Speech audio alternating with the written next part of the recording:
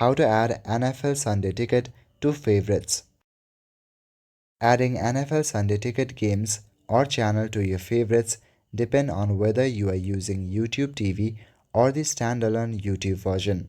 If you are using YouTube TV, then open YouTube TV on your app or browser.